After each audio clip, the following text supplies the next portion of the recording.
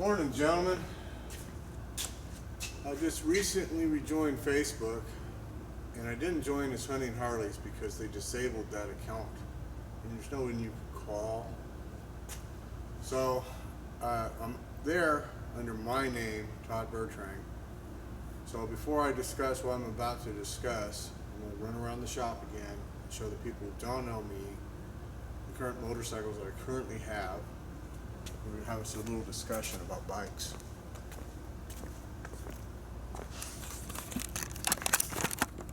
So what these are, this is a 1942F, history since new. It is a factory original paint. It is a custom order. It was a sidecar order, being an F, that never had a sidecar. There's no scratches. Cop kept it for his personal wheel. Has a chrome package. That's why it's got the squash birds, chrome dash, and it's got a graphic paint job on the oil tank, both sides. This is a 47 knuckle, 10,294. They made 11,900 some knuckleheads that year, so it's about 2,000, roughly 1,600, roughly off from the last of the last. It doesn't have the last knuckle frame in it. It's got the second to last knuckle frame. It's original paint bike, history since new. This is Greenie. This is the one in Greg Field's book. This is the bike that caused the "we should not restore every bike we see, some are cool original paint." The current patina phase. This is the one that caused it. It's original paint bike. I've got everything for it. I bought it at auction a couple years ago. This is my 40 police bike. Now, unfortunately, I let Carl Olson ride it at Wasion, and he romped on it. And now it's broken. I put 1,000 miles on it before it finally gave up the ghost and started billowing blue smoke. It'll start and run, but it ain't going to go very far until it fouls plugs. History since new. Even has original title, cop uniform, photographs, complete documentation on this bike. That's Kitty Poo. She's still in the shop. Lost my doo-doo. This is our 46. Until I can disprove it, I believe it's an original paint bike. There's some questionable things, but I do believe it's original paint. Whether the white came or was put on later, I don't know. At any rate, it came from Louisville, Kentucky, the same place as the red 42F over there came from. And I have history on this bike going back at least 20 years. And the word that came to me was he got it auctioned from the guy's brother who died, who supposedly brought it brand new. Obviously, I didn't meet the guy or the guy who died. There's a 76 bicentennial, original paint. It is for sale. I'd be happy to sell it to you at cost, $8,500. Needs a good tune-up to run. If I'm selling it at cost, I don't see any reason to put any more money in it to lose more money. It's all on you. Yes, that's the original seat. This is an FXE, has an optional kickstart. This is a 47 knucklehead, history since new. It is original paint. Every nut and bolt is correct. It's never been apart. That's the original seat, the original bags. It's in extremely nice condition, put it mildly. Very, very nice original paint machine.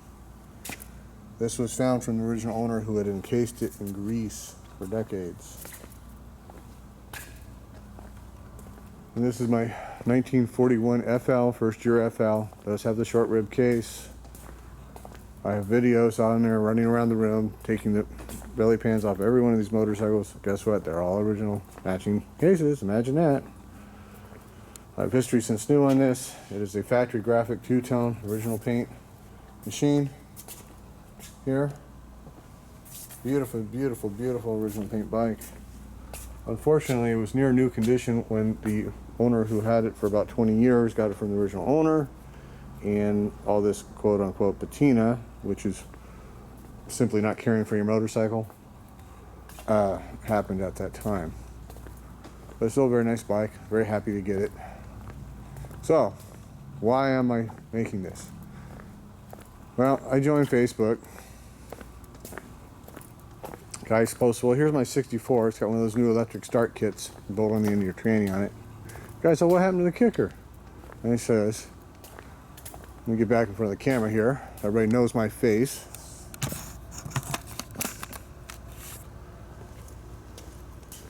And I says, well, in my opinion,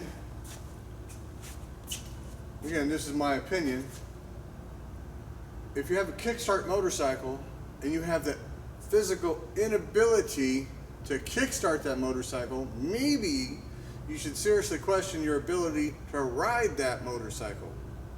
That doesn't mean you shouldn't go get yourself a new electric start bike. You know, there's guys in a wheelchair and they ride their motorcycle, the wheel right up and boom, and they got their handlebars over here and the bike's over there, or trike or whatever. I used to ride when I was a kid. You know, I've been doing this as a living since I was 19. I'm 53 now, 35 years. I've owned over 10,000 motorcycles, all antiques today by today's standards. Shotwoods are still being made when I started this. Got my first bike in 81. There's a lot of guys been doing it longer than me. But guess that's who I learned from. My contemporaries are all 10 and 20 years older than me. Most of them have passed on. And at the time, if you could not kickstart your kickstart motorcycle, you weren't a biker. You weren't a man enough to ride that bike. These bikes start, if they're tuned up, incredibly easy, incredibly reliable. They didn't make a kickstart Harley Davidson for decades that you couldn't ride. They let you feel your bike, let you learn your motorcycle, let you feel what's happening right or wrong. Is it tuned up? Is it this? Is it that? Electric start, boom, hit the button and go. And you'd be ready to pop a head gasket. I don't understand why it's popping through the carburetor.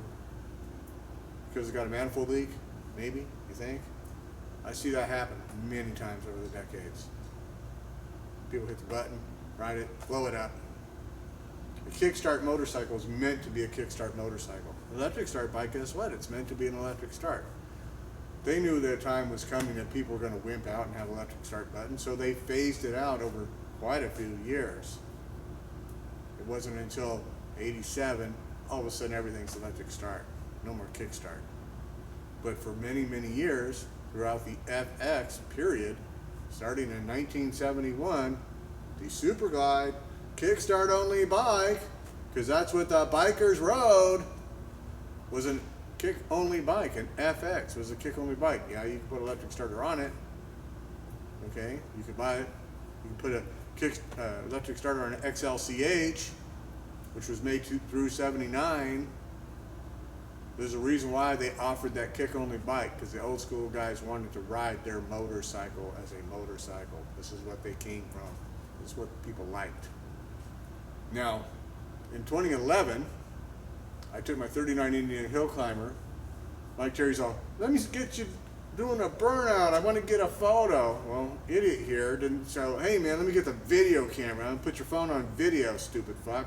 Well, I dropped in gear and gave it a little gas in mud, and I flipped that bitch like that. And I landed on my back, luckily not my neck. I probably wouldn't be here to talk to you. I dislodged 4 vertebrae, completely destroyed my rotor cuff. I could barely lift my arm up. I discovered real fucking fast, I don't have the reaction time or perceptions I had in my 20s. Never happened then. That was 2011. I guarantee you I don't have the reaction time and perception in 2015 that I did in 2011. So I don't ride every day, everywhere I go, my motorcycle anymore. It echoed into my hips, into my knees. I'm on the other side of the country with a load of bikes. I gotta put antique bikes in the trailer, or in the truck, and the trailer, I got in the van, I gotta strap them all down, and I'm severely injured, man. I got one arm. And the boys are helping me. But it echoed in the hips, echoed in the knees. The left knee started popping in and out of joint. Every time I picked up my leg, it would pop out of joint. A year later, I think I'm good, and let me start stretching a little bit. I'm on the road, pops right out of joint. Took another year and a half to heal that. Well, 2015, everything's hurting. Oh my God, I can't, I'm laying down, it hurts. I'm sitting, it hurts. I'm trying to drive, it hurts. Everything's hurting with every movement. It's like, okay, I'm done. I got to do whatever it takes to get back in shape, or I'm going to die here. I feel it coming. And so I start exercising again, start working out. It's like, okay, that's priority. I've been moving this dumbass shop for a fucking year, and it's still a big unorganized mess. Big unorganized mess. So, first things first is me. Because if I go, none of this shit matters. To me, anyways. It matters to the people who buy it, but not to me. I gotta work on top. Then I gotta organize this shop. So, I still got a 38 Knucklehead back over there. I still got a 61 Panhead VL over there. Some of these bikes I've ridden, some of them I haven't. Don't matter. I'm more of a collector today because I don't have the sight and hearing and perception I did in my 20s when if I went grocery shopping, I hopped on my fucking motorcycle and I brought home my groceries. Unless I had to bring a truck with me to load another bike, I was on my motorcycle. That was then. This is today. So, if you can't kick the stupid thing, it's a kickstart bike, man. Seriously question your ability to ride it, because you ain't gonna heal so good anymore. That car's gonna go, oh yeah, 2 points, bam! And laugh at you while you're bleeding all over the fucking road. Okay? That's the reality of it. But don't ever call me some kind of piece of shit because I don't fucking ride my motorcycles. I do when I feel like it. If I want to hop on a bike today, I can put a battery in that 47, it'll fire right up. I'll go down the road right now. I'll have it running in less than an hour. No problem. It's registered. No problem at all. I'll ride any second I want. Priorities change.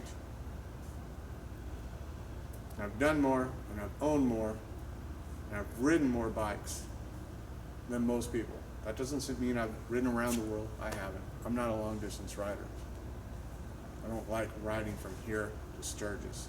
That does nothing for me. I've driven to fucking everywhere in the U.S. just about. Plenty of fucking times. I don't need to ride a motorcycle there.